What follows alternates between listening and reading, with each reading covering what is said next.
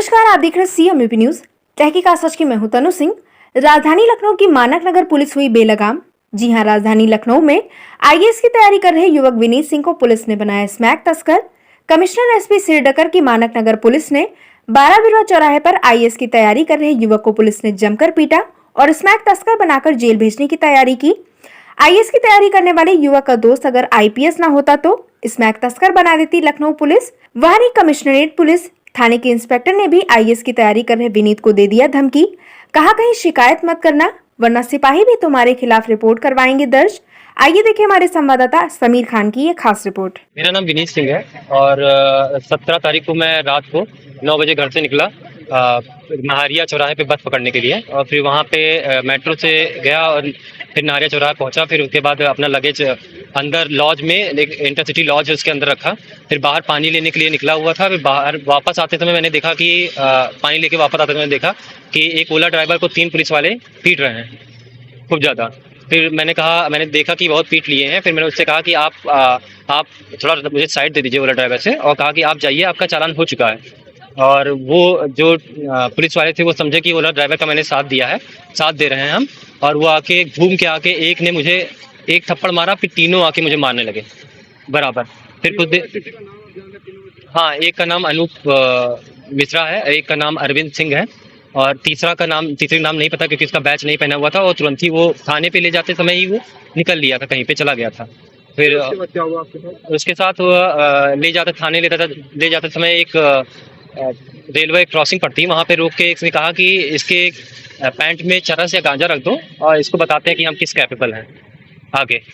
और फिर उसके बाद थाने लेके गए और थाने में मैंने सारी घटना बताई।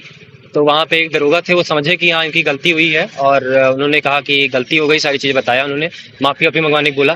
फिर मैंने कहा सर मुझे एक मेरा मोबाइल दिला दीजिए, हम अपने घर पे बात कर लें।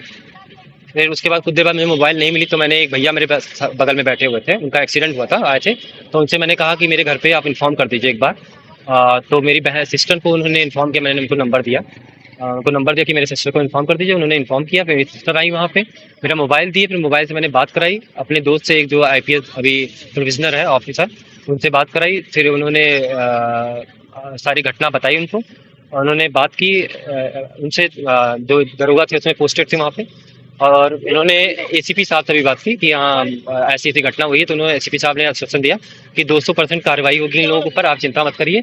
और मुझे बुलाया कि आप ऑफिस भेज दीजिए इनको अगले दिन। तो 18 तारीख को मैं गया भी था ऑफिस 3 बजे, तब तक वो निकल चुके थे, कहीं पे जरूरी काम था उनका, गए थे उनको। फिर मैंने उनके ऑफिस में तहरीर अपनी पकड़ाई और वापस चले आए और आज बयान रिकॉर्ड करने के लिए मुझे बुलाया गया था। आज आप DCP ऑफिस गए थे। हाँ, आपसे क्या आश्वासन मिला है, किस तरह की कार्रवाई हुई, कुछ आपको बताया? उन्होंने आश्वासन दिया है कि इन पे कड़ी से कड़ी कार्रवाई होगी। और जहाँ तक मुझे पता चला है, ऑफिस से पता चला है मेरा बयान रिकॉर्ड कराने के बाद, कि उनको सस्पेंड कर दिया गया है, पुलिसकर्मियों को। हाँ, सस्पेंड कर दिया गया है, बोला गया। तो अब आपका क्या है पुलिसकर्मी की तरफ से, जो इंस्पेक्टर का जैसे कि पता चल रहा है कि इंस्पेक्टर ने आपसे कहा था कि किसी प्रकार की किसी से शिकायत मत करिएगा, तो क्या? हाँ, उन्होंने मामला दबाने की कोशिश की कि हाँ, पहले उन्होंने मामला दबाने की कोशिश की। फिर पता चला कि मेरा दोस्त IPS है, तो उन्होंने कहा कि आप बताइए क्या किया जाए। तो मैंने कहा आप इनके ऊपर लीगल एक्शन लीजिए।